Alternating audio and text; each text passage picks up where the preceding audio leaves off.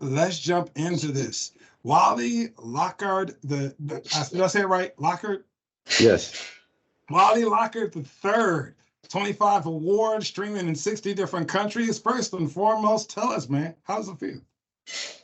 Honestly, I think I still soak it in every day. Some of the projects I say, hey, I'm on my way to the Grammys again this year, or I'm working with somebody that I grew up watching on television. It's very humbling. Um, and I don't believe it sometimes when I say it out of my own mouth. I was, my grandfather told me something when I was a kid. He said, do something even if it's wrong. And I took that as, you know what, you'll figure it out. And honestly, I was a person, I served in the military I graduated high school early, about 17 years old. And I served 3 years in active duty. I got banged up on my last run, training mission. I got hurt pretty bad. I got some TBIs. I got medevac. I mean, it was rough. And my grandfather told me, he says, you can't uh, you can't make money and excuses at the same time. And it stuck with me. And he said, and if you can't do something, do something even if it's wrong. So I always took that as, hey, you know what, I'm gonna figure it out. And I didn't know what I wanted to do. So I just picked something that I loved and I was passionate about. And I think anybody needs to do that. If you're not sure where you want, first off, find out what you don't like. I know I don't like blood, I don't like math, I don't want to do this, I went to law school, right? So avoid what you don't like, and that's the direction that's gonna at least point you in the right direction. That works. That works. So now, what branch of service were you in? Because I was in the Air Force. So what branch were you in? I was U.S. Army. All U.S. right. Army. I was a 13 Papa Field Artillery, MLRS, fire direction. Um, and I did some other stuff too. So I did pretty good on the ASVAB. It's funny you say that. I was this close to going to the Air Force. I had a 120 GT. I did pretty decent on the ASVAB, and I did not want to do the long enlistment. I didn't want to do like 6 years. But I'll tell you what, when I was somewhere very hot in a hot climate, and the Marines were running with gas masks on. It was like 120 degrees and backpacks. We were jogging in shorts, drinking Mhm. hot water out of a canteen. You know what the Air Force was doing? Playing volleyball with a cooler full of Gatorade. And so Yeah. I Yeah. thought, Yeah. That's us. That's us. That's why I went there.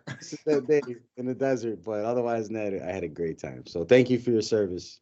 Yeah, thank you for your service. And to all of the veterans that are watching and listening, thank you for your service as well. Let's get into it. So, since we're talking about being in the military and what you learned in the military, question I have for you is what have you learned in the military and how has it helped you focus your attention on Urban Grind TV and making your dreams come to reality? I think the military was good for structure. And a lot of times it's not even one that you agree with. So I've always been a free spirit. So if I showed up and I saw something and you were doing it and it didn't make sense, I don't care what the book said. I was like, all right, I'm going to do it this way. And they would come over and be like, sir, what do you think you're doing? Like, and I says, well, I'm doing my job. Well, it doesn't say do it. And I said, well, I do it. The guy who wrote the book 25 years ago didn't do this probably for a living. So I'm actually doing, I'm making it better. So I think, structure, learning to recognize just because something is of habit or it's tradition doesn't mean it can't be improved. So I'm always looking for ways to do things, but improve doing it. And one thing you learn about the military is that, like, you got to care. If you don't carry it, if you don't bring it, if you need it, you better have it.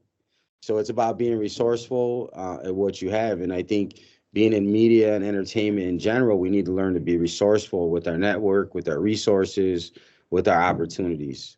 So I think that's something, and of course, teamwork, because you live with brothers and sisters from all over the world, all different cultures and backgrounds, and you live with them and you deploy with them. So you have an opportunity to really build a fellowship. And I think that's helped me have a great understanding of people, have a great read on people, and understand what motivates people. Yes. So we've got over 27 people and counting that are watching, and those people that are watching by YouTube. How did you go about creating your Crown Stone Urban Grind TV and turning it into what it is from a thought to what it is today? It's funny you say that. I think, they say, a lot of people say, hey, Wally, you're a smart guy, or you're wise, you got a lot of wisdom. I tell them I think wisdom comes from pain. And I'm the kind of person I think I kind of thrive off when something bad happens, like where it kind of hurts. I don't want to say I need it, but when it just happens conveniently. And so I started in 2002. I came home with three traumatic brain injuries, a mean case of post-traumatic stress disorder, a young family to support, and no idea what I was gonna do with my life. I got out like 3 weeks before my 21st birthday. I was non-deployable. I was beat up. My unit was leaving. I was stuck to the TV. I didn't know what to do. So I dealt with a lot of anxiety and stress, headaches, night terrors, and I love the music. I always loved music since I was a kid. And me and my buddy were talking about starting a record company and like building a studio. And I'm the kind of person, like when I do something, I go all in. It's all or nothing. I literally had like $7,000 left over from my enlistment bonus. I had a $17,000 bonus. I had saved 7,000. That was all I had. And I went from owning like income property and renting an apartment and being independent to living back with my father and sleeping in the front room on a sofa bed with my woman and my two dogs, right? And like all humility because I wanted to learn music. And I literally took my $7,000 and I did something really crazy and I invested it all in production equipment and I built a recording studio. When I say I spent it all, and I think if you're gonna believe in something, if you need something to believe in, why don't you start with yourself? And I knew because I bit the bullet, and again, being young and being responsible and having family at the time, saying, "Hey, you know what? I'm gonna take this gamble. I got to make it work." So I always believed that, like my plan B was always to make plan A work. I didn't have a backup, Yeah. so I took it. I invested in myself, and I taught myself music and production. I built a studio, and that was a process in itself. I did music for 8.5 years, about 9 years. Had a record label, 1913 Records. Named the studio after my grandfather, Smokey Studio. And I had different talent signed. I had different groups. I had hip hop groups, young as like 13, 14 years old. I had R&B groups. I had reggaeton artists. I had rock artists. I had different talent that we recorded, mixed, mastered, managed, booked, everything. And I was trying to get my talent out there, and I didn't have an outlet. And I was hiring a director who graduated from a big college downtown. We won't say who it was, and he was a very talented gentleman with a huge ego. He was very talented, but his ego was very big. And I had hired him to do some work for me, some music videos, some commercials, and we had a schedule that my content was going to run, and I invited my friends and family over to the studio on a Wednesday night at 11 o'clock. I kept everybody up there. I says, I need you till midnight because the music, we just produced 3 videos. I spent like all my money, right? My life savings on this. I spent all my money on producing 3 different videos, and we had 3 commercials running. And this was the air night, and we were all there, and we sat around the television. And the worst thing that could have happened to me. Not one thing aired. Not one commercial, not one music video. I've been there. And I had to eat pie, so I was very upset. I called the gentleman. He kind of brushed me off and said, you know what, I'm sorry. He blamed his intern. He says, I'll fix it. It'll be on next week. So I was upset. I was embarrassed, very embarrassed. I begged everybody to come back the next week, and I promised them it would not happen. And 11:15, I was hopeful. 11:30, I was skeptical. 11:45, I was angry. But when that show ended at midnight, my family and friends were standing there looking at me again. And they're like, you invest your life savings in this?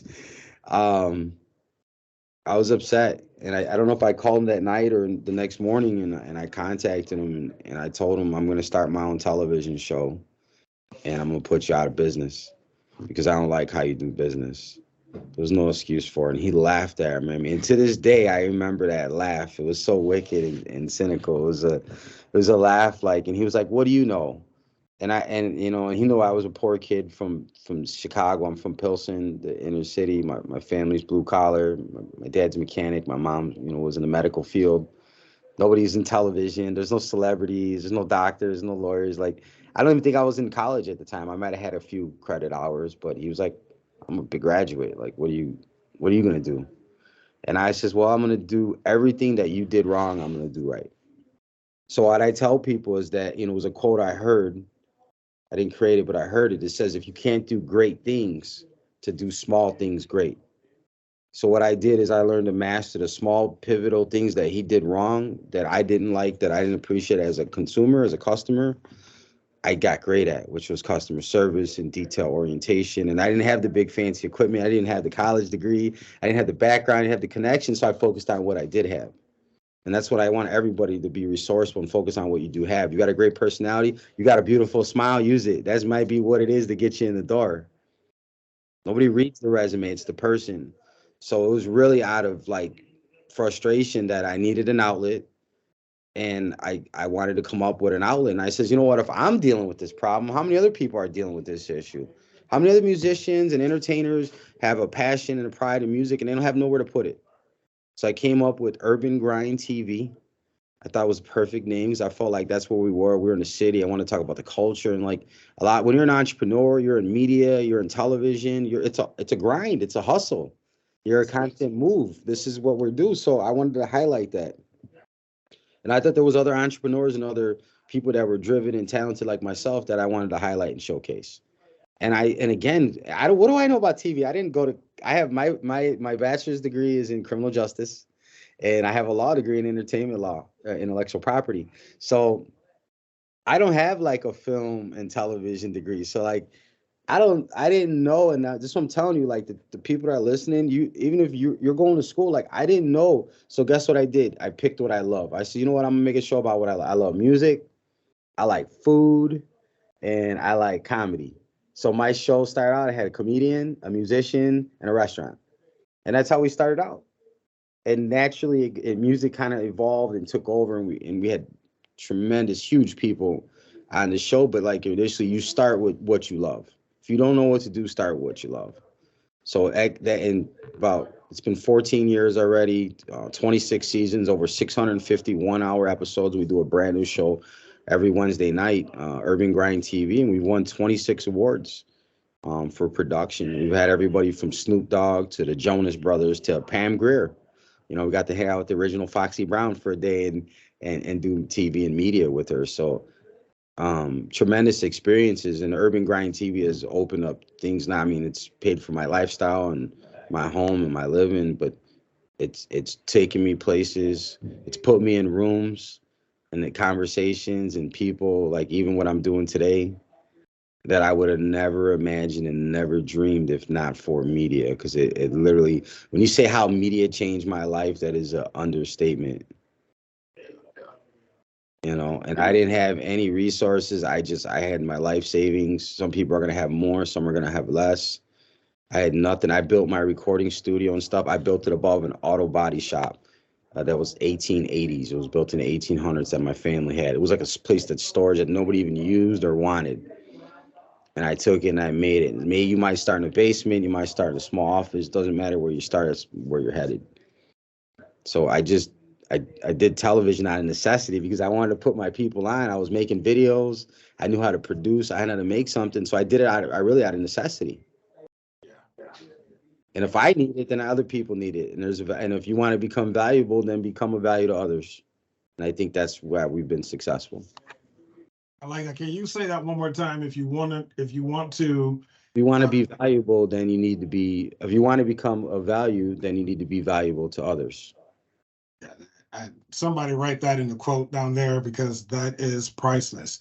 I'm going to open this up to questions because I just got a feel of a vibe right now. But before we do, can you elaborate on one thing for me before we open it up for some questions? You can't make money and excuses at the same time.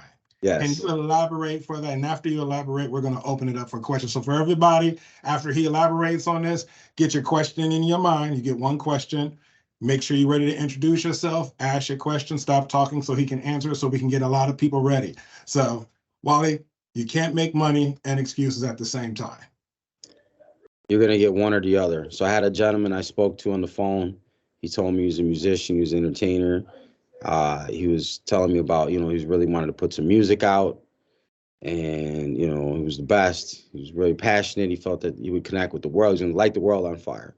So I asked him what was going on and what was holding him up, and he started telling me about all the conflict in his life, and you know, family and financial and everything else. And I said, well, we just spent an hour on the phone. And you told me about all those reasons you can't do it. And literally it came down to like you can't make money and excuses at the same time. So you're basically making a reason, and you've accepted your own reasoning why you can't do something. So if you believe you can't do it, then hey, then it's a done deal. It's not even an issue.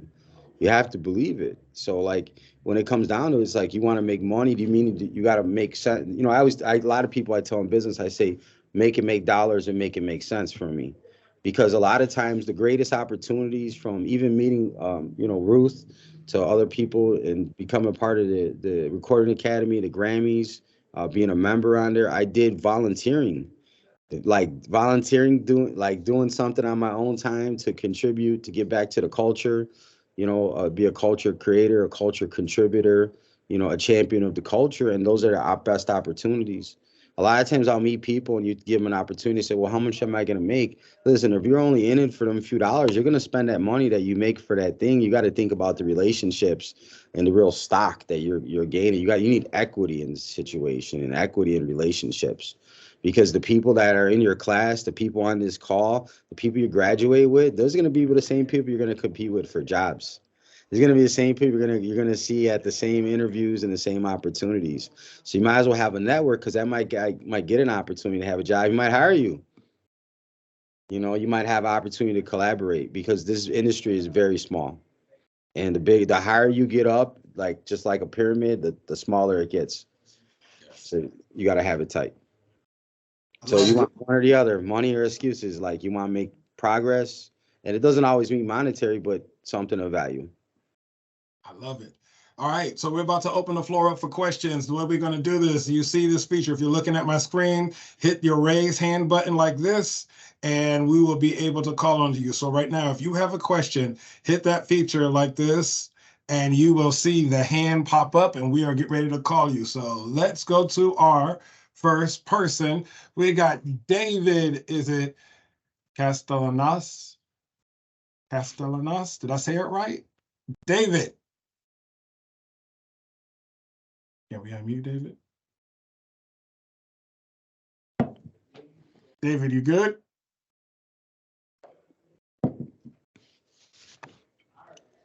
Everyone should have access to unmute themselves, so. All right, so David, go ahead and unmute yourself. Unmute yourself, David. Unmute yourself. If not, we're just going to move over to Holly, and then we'll come back to David. And we're going to go to Holly. Hollywood, you got the floor. Thanks, Philip. Hi, Wally. My name is Holly. My last name is Wood. They call me Hollywood. Like that. See? I am the brand. digital media, right? Thank you for saying that. I am the digital media platform instructor for Colorado, for Ohio, and Chicago. And I'll tell you, your story definitely resonates with me. I am a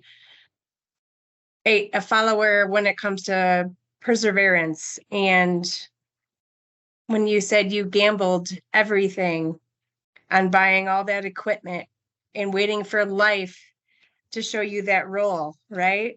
Yes. And when you had your family sitting there and you felt like you were, and in this industry, it's really hard to explain to your family what you're doing, right? The dream. But your heart's telling you to keep going. Can you share with us a story, like when you felt like life, like I said, life has a way of showing you you're going down the right path? Did you have a moment when when you knew to keep going? Like, was there a sign? Does that resonate?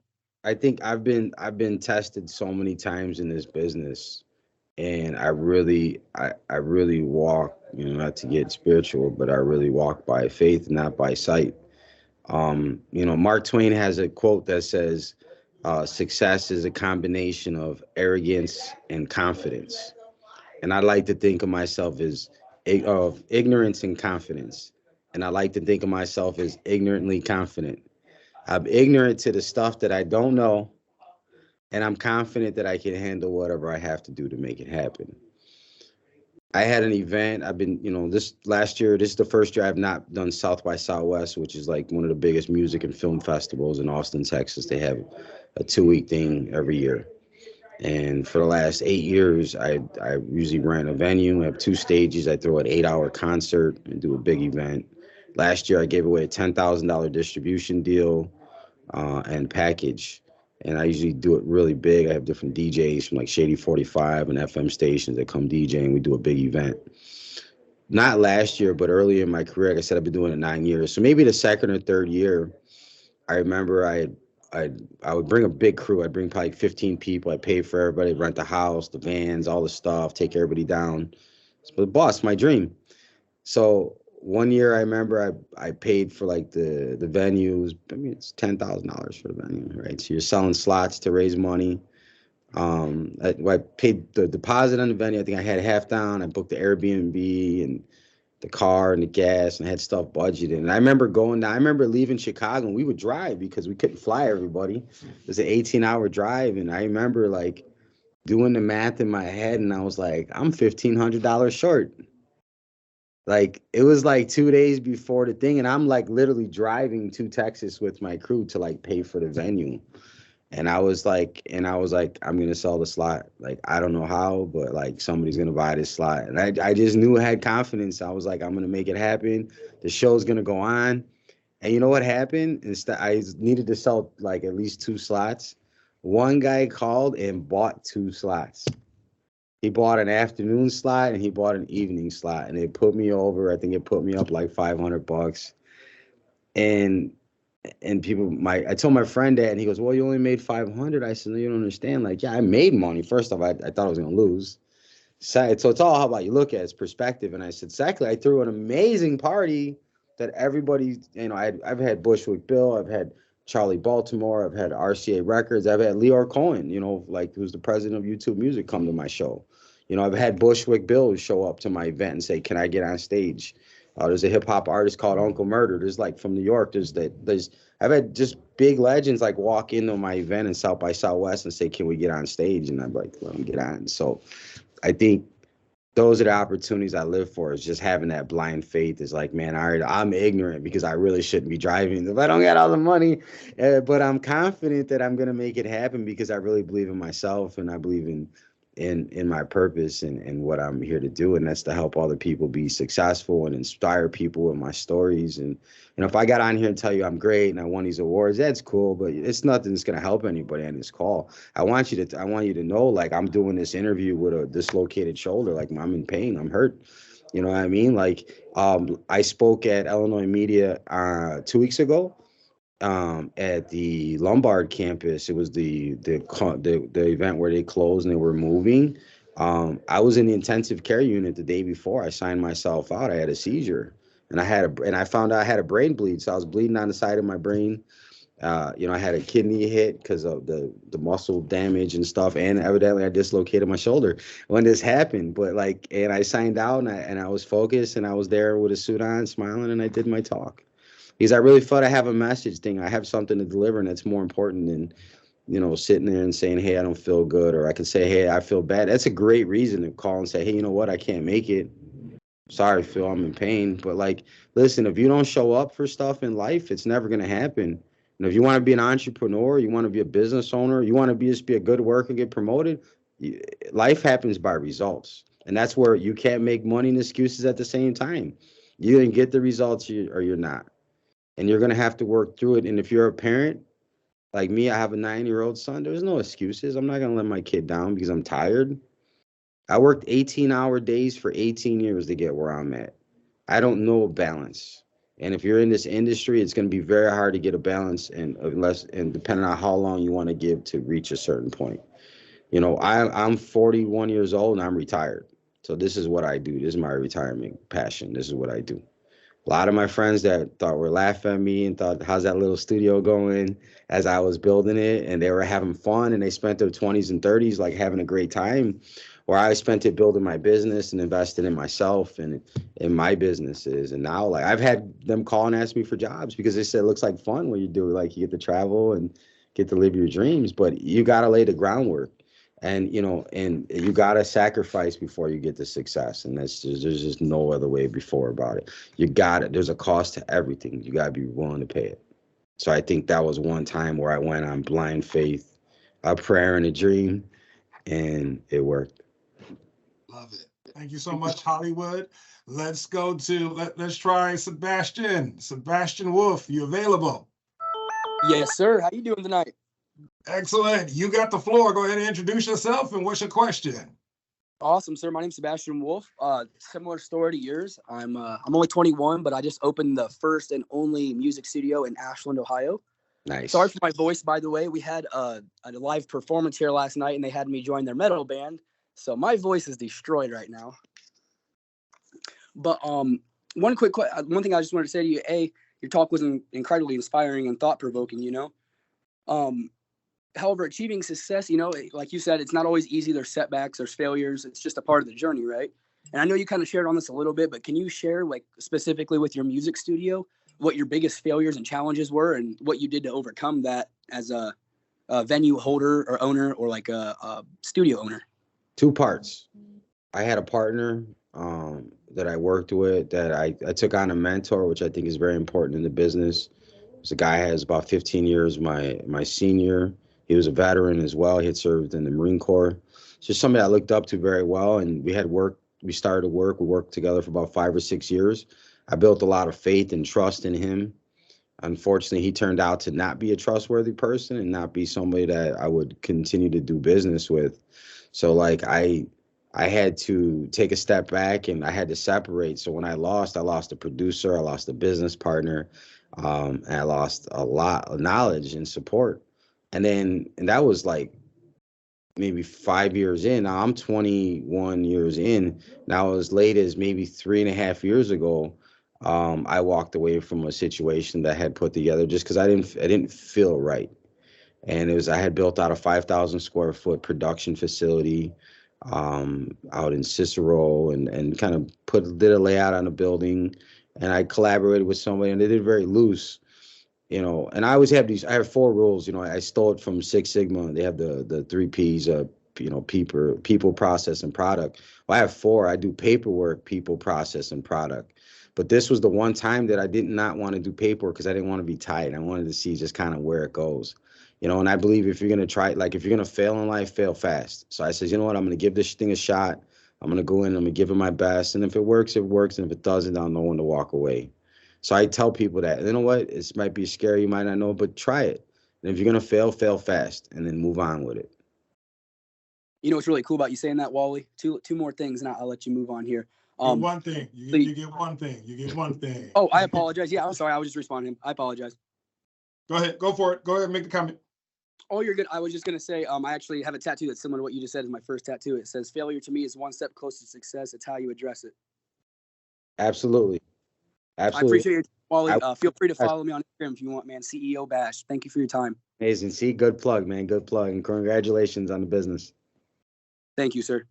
Definitely. Congratulations. All right. Just to let everybody right now, it is 5 minutes past the hour, 5 minutes past the hour. We have 25 minutes left, which means we have about 20 minutes for questions. So again, make sure you introduce yourself, ask your question, and so that we can get Wally able to answer efficiently and get everybody a chance to ask questions. With that being said, Dawn, you got the floor. Hi, hello everybody. This is Dawn Perella Kearney. Great to see you, Philip. Yes, I'm still at Ohio Media. I'm in sports emphasis. Can you believe it? Anyways, my question was, Wally, hi, how are you? Right. Do you hire remote, hybrid, and how many people do you employ? We've got 4 different divisions. So we've got television, radio, distribution, and management. So for production, a weekly production, you probably got a staff of anywhere from 4 to 6 people on TV, radio, Distribution, we've got about 12 different A&Rs from Canada and throughout the US that are DJs.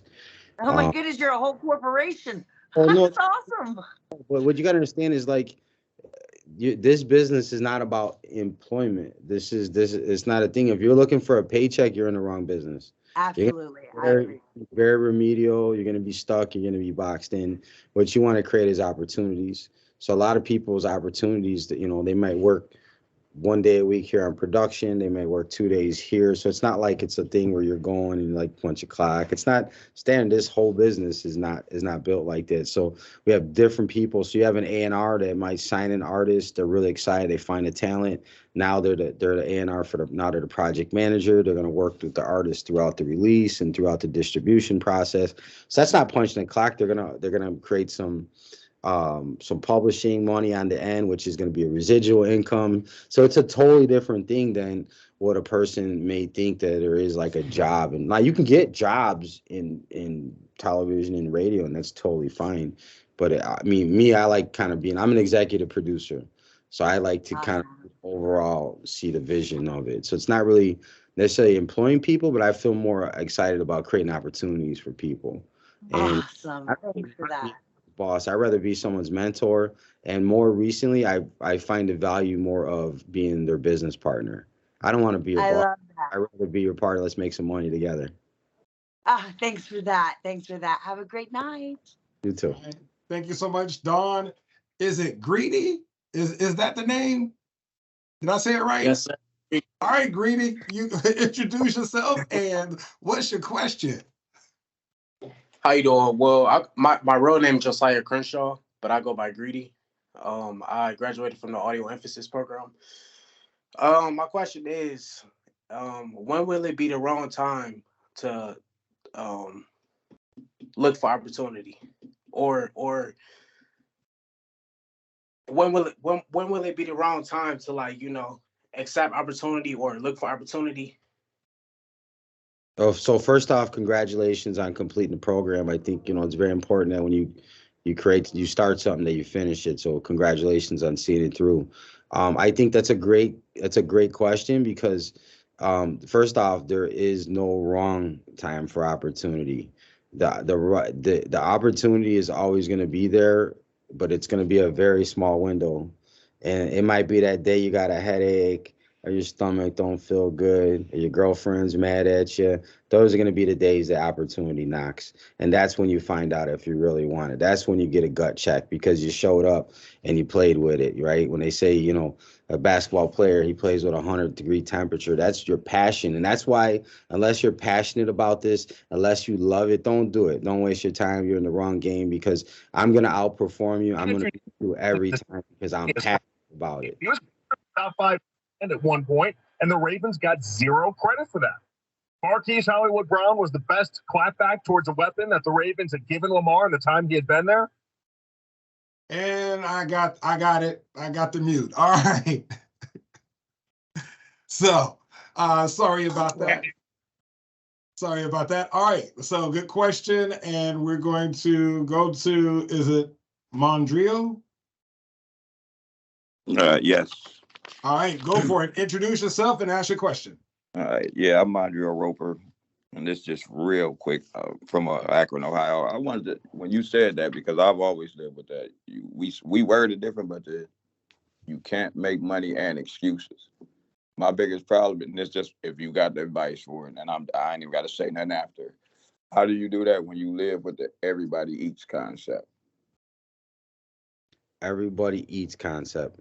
Be more specific with your question. I'm just like how you said you would rather work with somebody, and make money together rather than, I feel like it took a village to raise a kid. So, we put the village on our back when we get older. And since I'm great at this, I was born an entertainer, but like you said, I've took a bunch of bumps through the road. But how you get everybody coming from the sides when you're trying to do what you do, and it's hard to do if you're trying to help. What I learned, outwork them. I'm here at our media partners, Archive Authentics. That's our merchandise partner for the Hodge Live, the show we're going to talk about later. and they just opened a 6,000 square foot facility. It's beautiful. It's an amazing place. I'm here on my Monday. I spent the day and I'm helping them organize because I see the potential in it, and they're business owners. They're very busy. They got stuff going on. And I says, hey, would you allow me to come in and help you on Monday to kind of get things moved around? And I got some ideas, and it's good to have a fresh set of eyes. So I think through these opportunities, like, you got to be on the scene. Like, you got to go out there, you got to volunteer, you got to try stuff, and just, you got to get involved. You're going to know nobody. There's, like, when somebody said, what's the right time? It's always the right time. I was out every night. Like, you gotta understand, like, when you're in entertainment and you're in radio, like, I'd be out to events till 2 a.m. and I'd have to get up at 6 o'clock and be at work by 7. And I did it. I did it Thursday night. I did it Friday night, because the events are sometimes Mondays and Tuesdays. And there's no excuse, because I had to go to work. I got to pay the bills, and I got to build my thing. So there's no excuses. Like, if you really want this, you're going to be out there and find it. Thank you so much, Montreal. Stacey Adams, you got the floor. Introduce yourself and ask your question. What up, what up, what up? I am Stacey Adams. Friends call me Griller Man, so I go by Stacey Griller Man Adams. I kind of just have a comment. First of all, thank y'all for y'all service. I'm Army veteran, 82nd Airborne, jumping out of perfectly good airplanes. No reason to it. But listening to the talk, it kind of just reaffirms my faith and really refocuses my motivation, because I'm 48 years old. Make a long story short, I got out of the military, had no guidance, fell into the street, thought that was all I could do. Started to rebuild myself. Moved from Chicago, got out of here, went to Iowa for a few years, got some business administration, a welding degree, came back to Chicago, still couldn't do anything. Heard about Illinois Media School because I stopped hanging out with my friends and I was listening to ESPN radio, and they kept tagging it. Went on the tour 3 years ago. Pandemic kicked off, couldn't make it back. Finally, I'm trying to make a doctor's appointment, and they say for education, push blah blah blah. I pushed blah blah blah. I found out I qualified for a veterans grant. I went, I finished the first program, and then I went back to get the associate. So I'll be done with that next month on the 26th. So I kind of just want to say thank y'all for, like I said, reaffirming me, because I was trying to rebuild myself and thought I couldn't be anything but what I was. And God kept showing me the way, because like I've been in TV now. I'm actually a rapper. I write songs. I write all genres. So I kind of want to say, look for me. You know what I'm saying? But yeah, thank y'all, and look for Stacey Grillerman Adams. That's on Facebook, and Grillerman06 on Instagram. Holla at your boy. Well, congratulations, and we definitely wish you much success. And remember, man, keep the faith. Only 2% of the population serves in the military, so that makes you special and unique already. So I want you to remember that. And when I say, so everybody on this call has got a different background. We all have our things that we're born with. When I say I came home with a mean case of PTSD, night terrors, migraines, tinnitus, I have ringing in the ears, I have bad back, bad knees, like everything. And I've lived with this for 20 years. So you might have had some trauma. You might have had something that's not fair that happened to you. You might have some pain, whether it be physical, emotional, or spiritual. And you got to work through it. And maybe you use that as your fuel.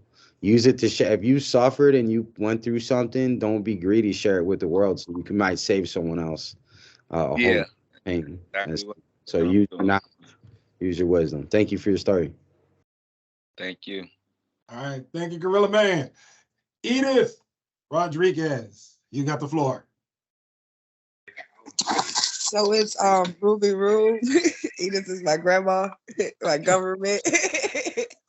But it's Ruby Rube.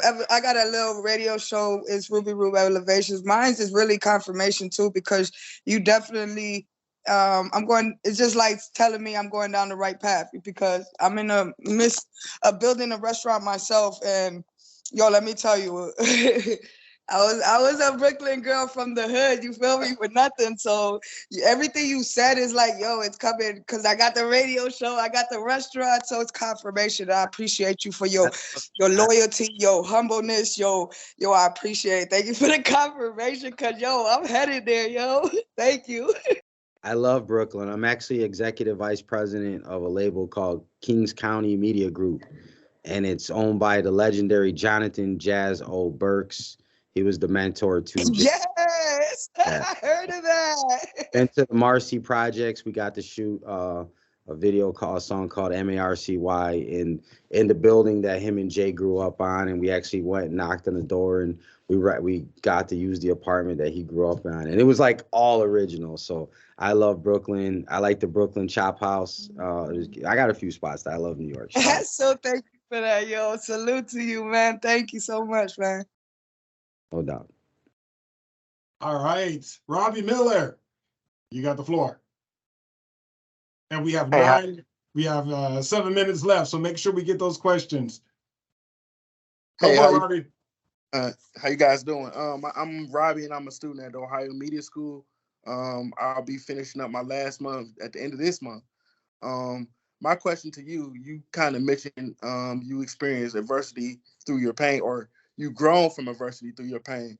And I just wanted to know, through that adversity, through the things that you've been through, how does it shape who you are to be where you are now? Because you also mentioned the fact that the people that gave up on you kind of laughed in your face. How did that keep you going and keep you motivated to say, I'm going to keep pursuing my dreams regardless of what's going on with me?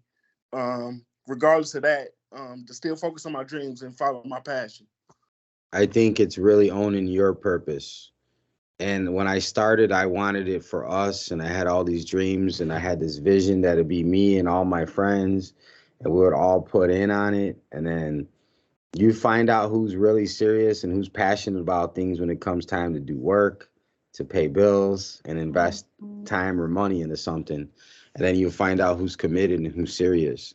So I've always been the person that says, you know what, I'm going to make the investment. I'm going to invest my time, my resources in it, and I'm going to lead the way. And I've learned not to depend on anyone but other people that I can depend on, which is always going to be me. So I'm going to start with me and myself. And if I inspire and I motivate enough people, then people around me are going to be highly motivated and highly inspired. And you're going to learn that the older you get and the higher you get, that your time is so valuable. So if anyone's around me, if they're not focused, if they're not driven, if they're not productive, I literally, like, if I don't feel like they have love for what we do or a passion for what we got going on, I don't even want them around me. I don't even allow it, because you're gonna pick up that energy, you're gonna pick up that stuff of people you're around. They be like people around that smoke cigarettes, and you might be a smoker. If you around people like play basketball, and you're going to get into basketball. So it's not a thing of being good or bad. It's just about who do you want to surround yourself with? Do these people inspire you? Do they have similar values to what you want? Love it. All right. I appreciate that. No doubt. Thank you so much. All right, let's go to David. David Castellanos. Is your mic working now? David, are you good? Not yet. All right. Nope, not ready. Jeffrey Stokes, you got the floor. Hello, my name is Jeffrey Stokes. I go to the Illinois Media School in Lombard, now Rosemont. I actually volunteered at your event, Wally, a couple weeks ago on Friday. I have a question, though. This is regarding more like technological impact in the radio industry in the future. How do you think artificial intelligence might impact entertainment media and radio media? What a great question. It is the future. It's already changed graphic designing. AI is doing a ton of copywriting and stuff like that already. And you're gonna be competing with machines that don't sleep and people that are obsessive like myself that don't quit. So I think, like anything, nothing replaces an actual real person. So I think that if you're gonna compete with a machine, that you're gonna have to be that personality. You're gonna have to be that, show them why they need you as opposed to a machine. And I just got the call, Phil. I've got Craig Hodges on the line. Craig, you there? Yeah, I'm here, brother. How you feeling? Amazing. I got you on speakerphone. You're joining us. We're having some technical issues with, looks like the video joining, but I have NBA champion, 3-point champion, Craig Hodges. Craig, how we doing, sir? Leading 3 years. Everything on that end. Pleasure. So we're here because me and Craig are really excited. We're excited to announce a new show that Craig Hodges is spearheading. It's called the Hodge Lodge. We're doing it in collaboration with Urban Grind TV, Illinois Media School, Archive Authentics, and a few other partners that will be releasing very soon. Our show is really about the culture of champions. We're going to have opportunity to interview some exciting, incredible people that have done amazing things for culture, entertainment, sports, media, and for their people. And right. And that, I think that's the biggest part, is that, you know, to be able to have a cross reference to, you know, people who have been successful at the height of their fields and the height of competition as well. And to be able to pick their brains about, you know, what it was and what it took to get them to that level. And I think that was, you know, for us growing up, you know, I'm a baby of the 60s. We had programmatic stuff that was there for us. And I think this is a different generation where, as much as we can do interactively, I think the better. And I think this will give them a chance to be able to interact with us on a different level. Can you hear me now? I can hear you. Yeah, David, we all heard you. We heard you that time. We'll get to you in a moment. Awesome, Craig. Craig, tell us a little bit more about why you inspired to create the Hodge Lodge. Well, for me, the biggest part is seeing where we are today and seeing young people, for me, knowing how important it is to find your passion and, you know, be able to have mentors within whatever given field it is you desire to become great at. And hopefully we can open up that mindset and bring in, you know, like I said, a myriad of people with different ideas who have been to levels that young people can look at. And if they aspire to do that, they'll have a venue to be able to talk and discuss it. Outstanding. Now, here's a question I have, and then we've got about 5 people in the queue to ask questions, and we are about 6 minutes. So I'm going to ask this question, let you answer, and I'm going to pivot to them to ask their questions, and we're going to wrap it up with David. The question is this. You know, Craig, you've been a part of the Chicago Bulls championship team for a couple of years, and Wally has been inspiring everybody over here. Everybody, we've got over 30 plus people in here, and he's been inspiring everybody here. Craig, with everybody that you have an outreach to work with, why did you decide to work with the man, the myth, the legend himself, Wally? You know, one of the biggest things for me is to see drive and passion in someone, and to see Wally and what he's done over the years, and being a relatively young brother and doing it is something for me, and as well as being able to, for us to be able to say, you know, Black and brown are able to sit down and do something constructive and on a collective that we can, you know, inspire, you know, positivity as opposed to the negative and the divisiveness that goes on between our communities. So that was a big drawing for me, as well as just to see, you know, how much he's done in his life as far as organizing, as far as being in the military, being a leader in that, and having gone through what he's gone through. So for me, it was almost a no-brainer once we got to sit down and talk about, you know, where we could synthesize our energies to be able to make a championship run at this thing, man, regardless on, and it's not about the bread, man. It's about being able to galvanize people, man, in the right mindset and see what we can do to not only save the planet, but save the soul of humanity at such a dire time. Love it. Love it. Now, you know, I have to pivot because Wally, I'm going to ask you, why'd you decide to work with Craig? First off, the title of this seminar is How Media Changed My Life. And Craig is a hero of mine. He's somebody that I grew up watching the Chicago Bulls play. somebody that my grandmother loved, like my family loved.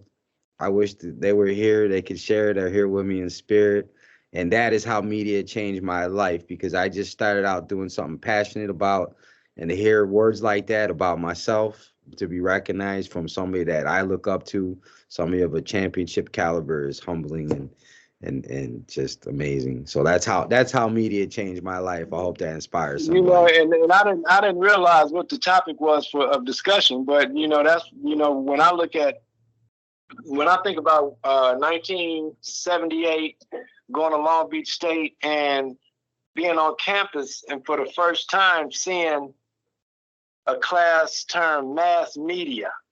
And I never took any mass media classes, but it always intrigued me, just the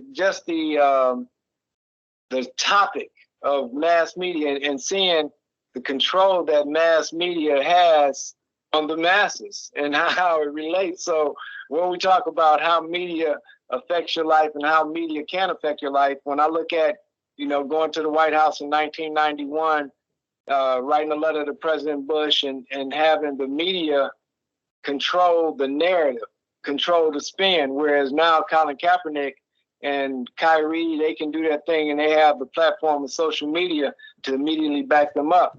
So I say, there's a generational impact that media has had in everybody's lives, whether you be an athlete, entertainer, or just a common person. Love it. Love it. I'm going to see if I can do this. And we only got 2 minutes left. So for the 5 people that are there, I'm going to give you literally 10 seconds. You have 10 seconds. Say your name, ask your question. Wally, Craig, you guys got about 10, 20 seconds to answer it. We got 2 minutes. This is a 2-minute drill. All right, Deborah, you are up first. Go for it. Shot clock. Hi, I was actually wondering if you're good at different things, like maybe you want to get into acting, music, podcasting, all these different fields, right? Is it wise to navigate through the industry kind of focusing on one particular thing, or just kind of switch? The more things you do, the more money you make. If you're a business owner, you're going to need to either know what's going on in that department, or be able to trade, or pay for the service. If you could do it yourself, you can save yourself a bunch of money. Don't limit yourself. I don't want to hear you're an audio specialist. If you went to Illinois Media School, you can train with the best. You have an opportunity to learn everything. Yeah. Because you'll regret it later. Okay, thank you very much. Don't put a cap on it. Right. All right, Philip, you got Philip Cummings, 10 seconds. Go for it.